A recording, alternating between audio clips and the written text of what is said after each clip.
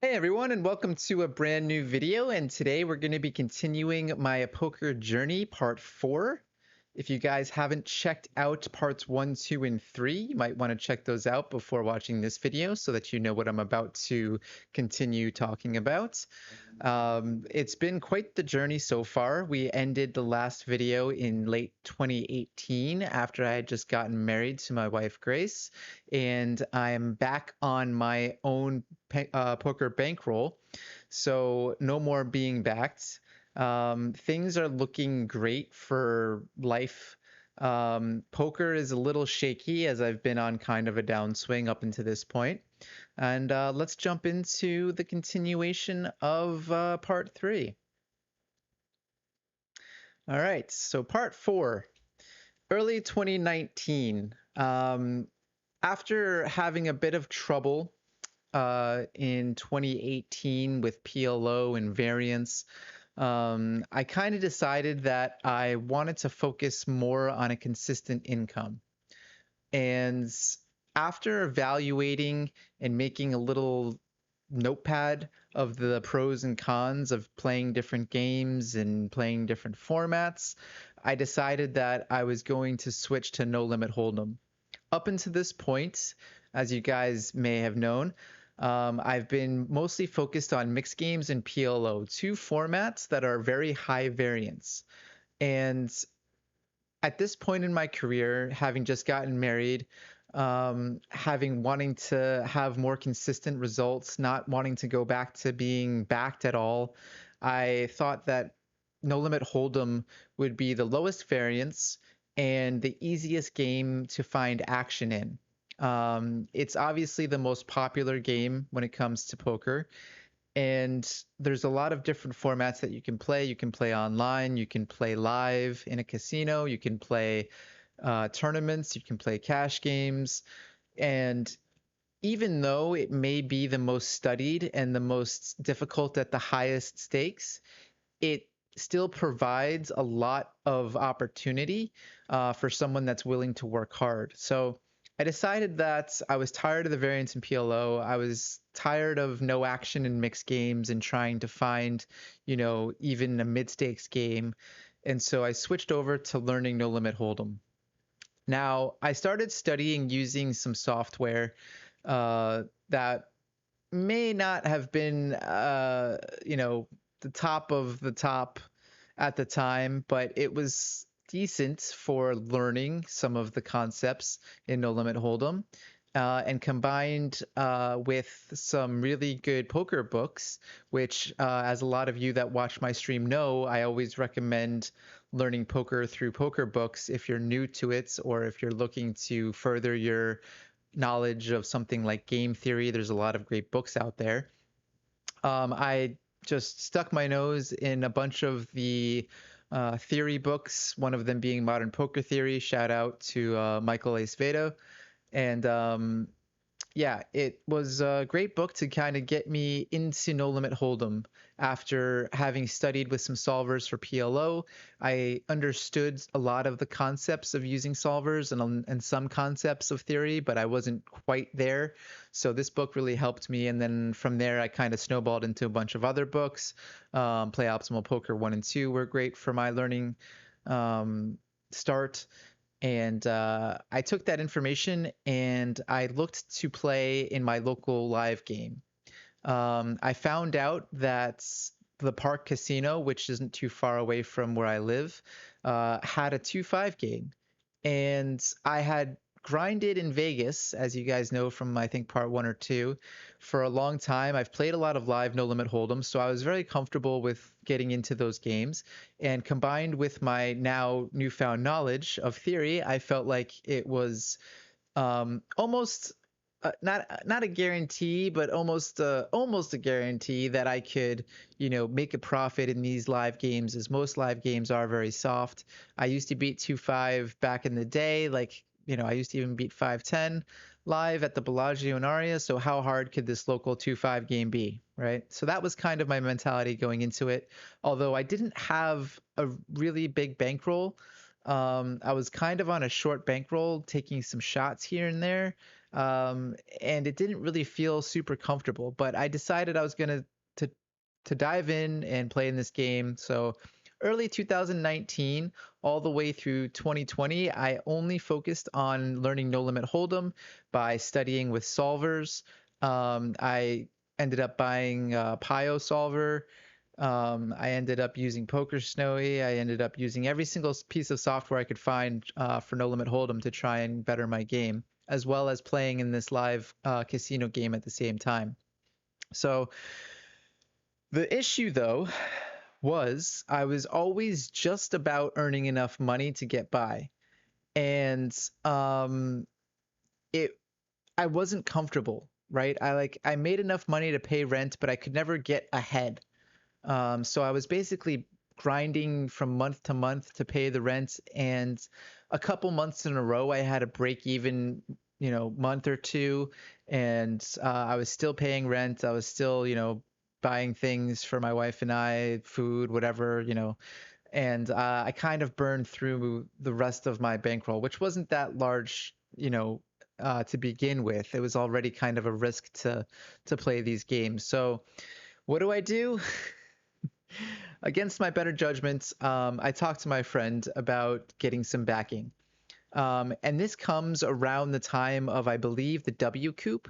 I was really interested in playing a mixed game schedule for the W Coop, and I talked to him about it, and he was interested in putting me in a W Coop schedule, the World Championship of Online Poker, for those of you not familiar. And so we talked about, doing a backing deal just to get me back on my feet, just to, like, as a friend, help me out so that I could not worry about digging into my life bankroll to play poker at this casino and have a risk of ruin that was too high for my comfort. So this backing deal would have helped me play low stakes games. And there wasn't much of a risk of ruin for me in my mind because my friend had plenty of capital to back me for these like live 2-5 games, or even if I was going to play online 1-2 or 2-5. And so we came up with a deal where they actually even took a part of um, their backing and split it up between their friends so that no one was really risking a significant amount of money at all. So I was kind of backed by like a team, which was a new concept to me, but everyone was interested in backing me, and I knew that I could beat these games, and it was kind of in my head a way of rebuilding my own bankroll while still, paying off my rents and not having to worry about losing my rent for the month, right? So I get backed by my friend for online low stakes, so like 50 cent a dollar, 1-2, 2-5, a little bit, cash games, but it wasn't 2-5 yet. It was just this W Coop that I thought I wanted to play for a series. That was the main reason for the backing. And then the No Limit Hold'em kind of came in a little bit later. And then while I was going to the park, uh, I had befriended some people at the park game, and they took interest in my game, I guess. We became friendly, and yeah, they seemed cool. But my problem again was I couldn't grind this game on my own. So what happens? One of the guys is like, "Hey, I can back you in this game if you like, no problem. Like, I clearly see you're beating it," and I was. I had a really good graph to show.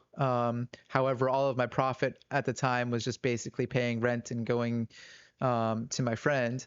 So they were like, "Hey, I'll put you in this game if you like, no problem." And I talked to my friend about it. And so all of a sudden, I now have two backers again after not having any backers. And I'm like, what just happened? But it made a lot of sense to me because I knew I was winning in both of these games. I knew it would be only a matter of time before I got back on my own. And so I played the park game backed by one person, and I played the online poker backed by my friend. And so I continued to just put my head down and learn. All I was doing in my free time was like running Sims, looking over Poker Snowy. And May 2020 was, just mainly dedicated to trying to start playing some online No Limit Hold'em and move up the stakes there, because I realized if I was going to make a living I want to play online poker. I don't want to play in a casino, even though I was doing really well in the casino game.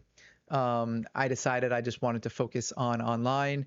And at the same time, obviously, the pandemic hit. And so the casino shut down after I made a decent amount of money at the casino. I think I was making like 50 or $40 an hour over a significant sample at the 2-5 game. That kind of just was pulled out from underneath me when the pandemic hit. The casino shut down. I couldn't even play anymore. So it was online or nothing at this point. And so knowing that I had just put in a bunch of work in No Limit Hold'em, I was feeling pretty comfortable. And I talked to my original friends with the backing team about, putting me into some mid stakes games in No Limit Hold'em. I thought I was ready. And so that's what I did. September 2020, I finally became confident enough to start playing the 500 NL after having some decent results at 1-2 and 50 cent a dollar. I didn't even have that great of results at this point, but I did feel very confident that I could beat those games. So I also realized at this time Party Poker was like offering a 40% rakeback deal, which was good because up until that point, all the other sites were kind of like pulling back their rakeback, which was very concerning. And then here came Party and they just put out a 40% flat rakeback, which I think really helped the online poker, world because up until that point, everyone was starting to scale back on rakeback, and it was looking kind of grim for a lot of pros.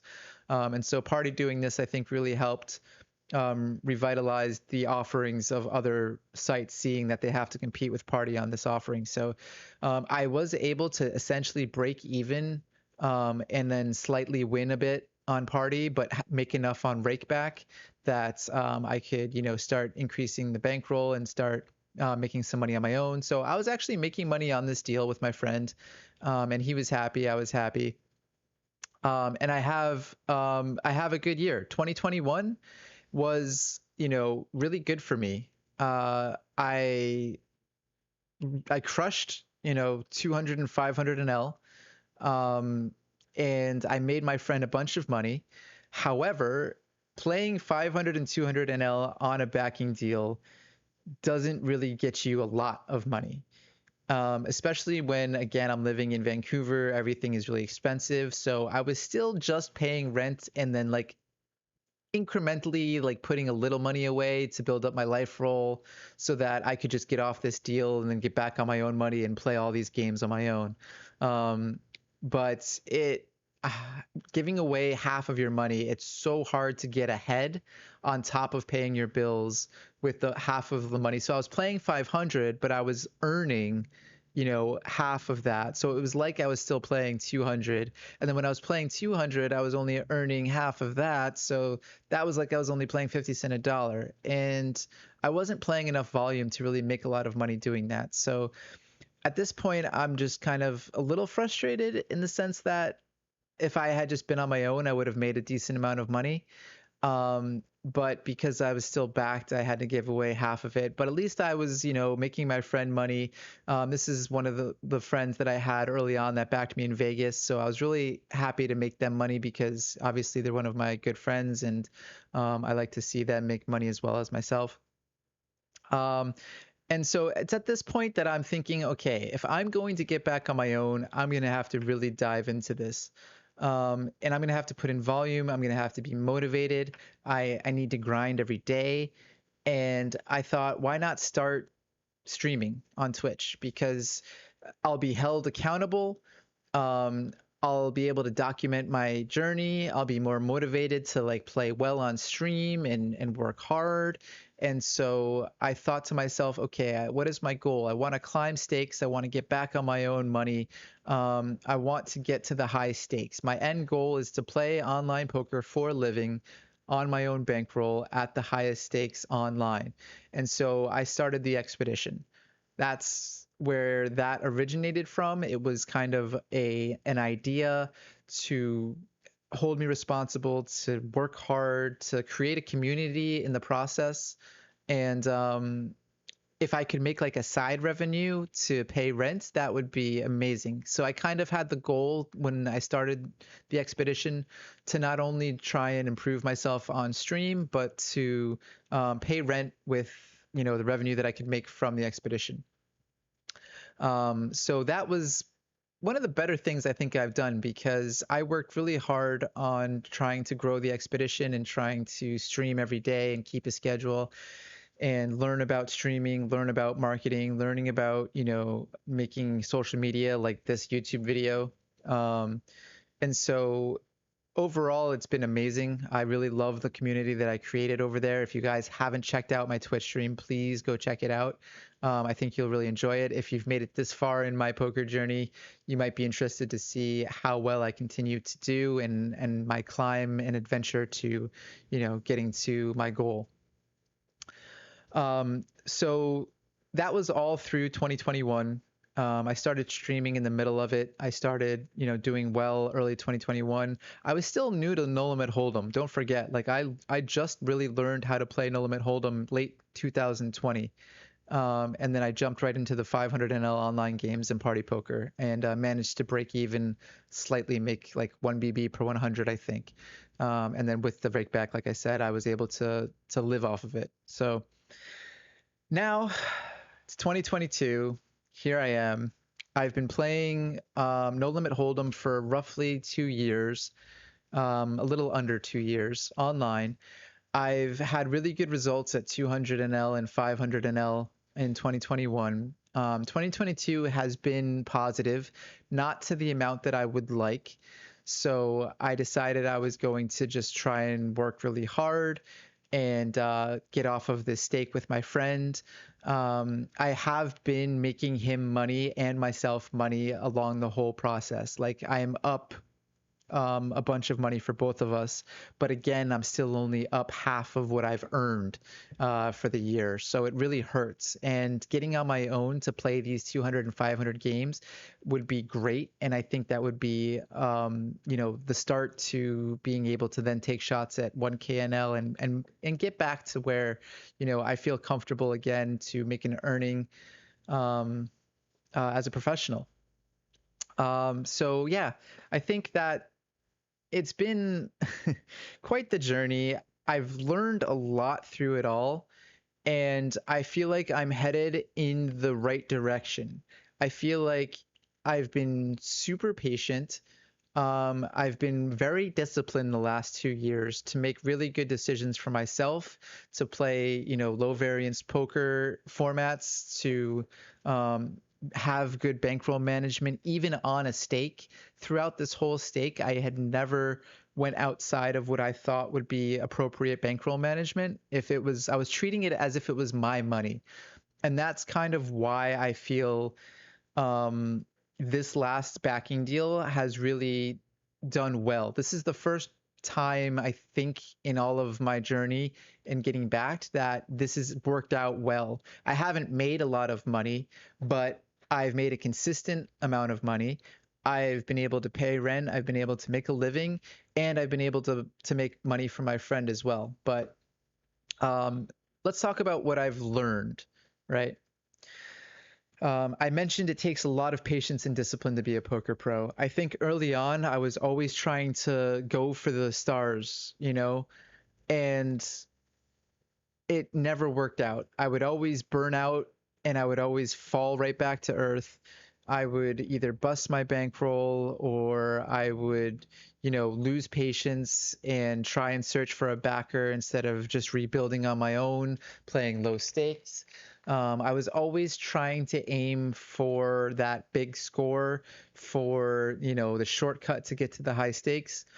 And I've realized this last couple of years playing with my friend as my backer that if I treat this bankroll like it's my own and I play the appropriate stakes and I move up slowly and I grind it out, that's what it's going to take to be a consistent poker pro. Bankroll management is key to being a professional. So this one is really important. I've just mentioned this a bunch already, but I can't stress it enough. Previously, if I had something like 50K to my name, I would be playing 10-20 with a 2K buy-in. And that was just a huge mistake because the risk of ruin is too high, even if you have a big edge. And it's just not worth the downside of going broke and having to look for a backer to rebuild your bankroll. It's kind of put me on this path of rebuilding for the last few years, which I really regret, busting my bankroll and taking those risks now because I'm paying for it. Like this is me, Mike McDermott in Rounders working the truck, you know, grinding his butt off so he can make his money back so that he can get back into the games. And it's tough. It's definitely trying it sometimes.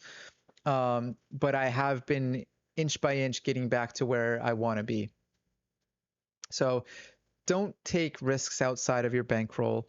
If anything, be overly cautious. Especially if you're going to try and be a professional, it's just not worth the risk of ruin. Find a limit that you are proven to beat and play that. Make your money. Take prudent shots at higher stakes, and if they stick, be very wary that you're playing a higher stake now. And if they don't stick, be willing to drop right back down to your original stake and go back on the grind. Don't try and make it back at higher stakes like I've done in the past and busted all of my bankrolls. Follow the money in poker. This one was not obvious to me at the time, but when I first got into poker seriously and I chose mixed games as my main specialty, I was picking a skill set, right? It's like out of college. If you're going to go and pick something like, I don't want to throw any shots at majors out there, but maybe a major that's less in demand in the workforce, right? It's going to be harder to make a living. It's going to be harder to find a job, especially if you're in a very niche part of a major. Maybe whatever, I don't know. I don't want to list any professions, but there are some out there that of course are harder to make a living at. You guys know who you are. I mean, I picked philosophy as a major in college. That's not typically something that's going to pay a lot of money out of college. And then, people who pick those mainstream majors that have a lot of job opportunities out there. I don't know, like nursing, accounting, something that's super steady, right? Like that's where money is in life. That's where you're able to make a steady income. That's where your jobs are going to be in demand. And it's the same thing in poker. I chose a very niche part of poker that was great. It created a lot of great experiences for me. I don't entirely regret doing that, but I missed the boat when No Limit Hold'em was at its peak in early 2010s, early 2010, 11, 12 when I was playing mixed games. Like No Limit Hold'em was huge. It was the place to make your money, and I think that I missed that boat because I was too involved in those mixed games and PLO. PLO was actually one of the games I think I got ahead of the curve on, and then yeah, that was a good one. But mixed games, yeah, I made a lot of money, but I also missed out on a lot of opportunity, I feel, in No Limit Hold'em. Hard work and study pays off in the long run. So this isn't always obvious, but you really do have to work hard at poker. A lot of people say it's the toughest way to make an easy living, and I can't agree with that saying more because the only times in my poker career where I've made a steady income or I've made leaps and bounds in my game is when I worked hard and I studied. When I worked hard with solvers, that was a big leap. Early on in my career, when I first was living at my friend's house and I wanted to move to Vegas, that time where I was studying and watching a bunch of videos and working on my game and playing 8,000 hands a day, that's when I was going up, right? So every time I worked hard, it really did pay off for me. And it's easy to become complacent in poker and it's easy to forget that, but always keep working hard and always keep studying because there's no alternative. If you stay stagnant in your studies, someone else is going to get better than you. Someone else is going to be taking the money that you could be earning. Backing is a band-aid, not a cure. This is a big one. If it's not obvious up to this point, I am not an advocate of ever getting backed. I am living proof as to why getting backed is detrimental for you in the long run. I think the best way to do it, if you have the opportunity early on, um, grind the lower stakes. Grind the lower stakes, turn out a profit, add to the bankroll, take calculated shots, move up slowly, and work really hard.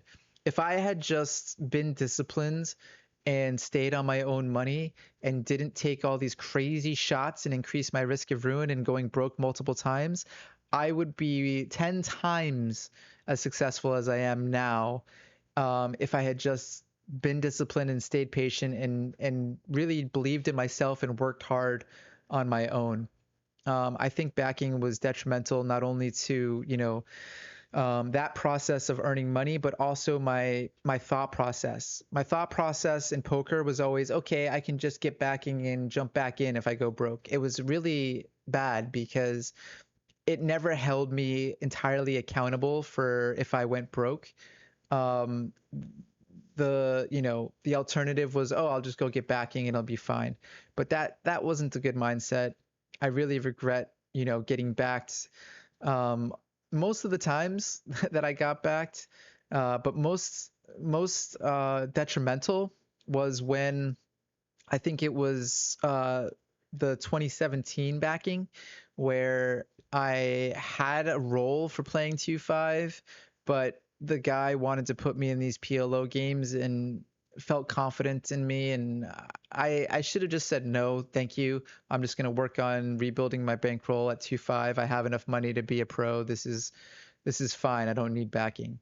That was probably the biggest mistake because that ended up in that whole year turning out terrible, playing nosebleed stakes, getting in that 250K makeup, and then causing a whole bunch of stress and difficulties along the way. So yeah, if you want to make it in poker, don't look to be backed. That's not a solution. Don't rely on other people for your journey. Work hard, move up stakes, and that's that. If you're thinking about being a poker professional and you already have a job, save up enough money so that you can handle a lot of downswings because it's going to be a process when you first get into being a professional. Also, stick to a game that you know you can beat and don't make that transition until you can prove that you're a winner at the games that you're looking to play. This is one of the most important things also is just to stay humble. Throughout my career, I've always had a huge ego. Um, and I always thought like, I'm good. I deserve to be in these high stakes games. I should be playing in them. And it resulted in me just, listening to my ego, not listening to that prudent, disciplined, you know, patient player that I think you need to be. It just caused a lot of issues. It caused a lot of clashes between my friends and I when talking poker hands. It closed my mind to learning different things about poker. I was very stubborn. And the second I started becoming more humble and trying to keep an open mind, the more I learned, the more I felt like I was progressing, the more things didn't bother me as much. I didn't let my ego get in the way of how I looked at other people and or players. I didn't, feel like I deserved to be in the high stakes games. I made sure that I worked hard and showed results so that I could get to the higher stakes, right? So staying humble is really key if you want to make it as a poker player. You see a lot of people in poker quick to judge other players, quick to say something that they think is right. And they also seem very sure of it. And I think those players are very short-sighted in, the long run, staying humble, staying open to learning. You can always learn from someone else. And so that's going to do it. That's basically my poker journey. I hope you guys really enjoyed this series. If you have any questions, please leave them in the comments section. I'm happy to answer anything that you guys want to ask. I've been very open during this whole series. I am still streaming on Twitch to this day. It's kind of been my, passion to stream on Twitch and to continue growing in poker. I started making these YouTube videos with the idea that maybe in the future I can provide some value for other people. I don't do coaching, so I know I get asked a lot about that, but I don't do coaching. That's a video for another time, as well as a few other topics that I'm eager to make videos on for YouTube. So if you're interested in more online poker content and just poker in general, please click the like and subscribe button for this video and stay tuned because I'm going to be making some more videos. Thank you guys so much for staying with me on this long series on my poker journey. I hope you guys really enjoyed it. Have a good night. Peace.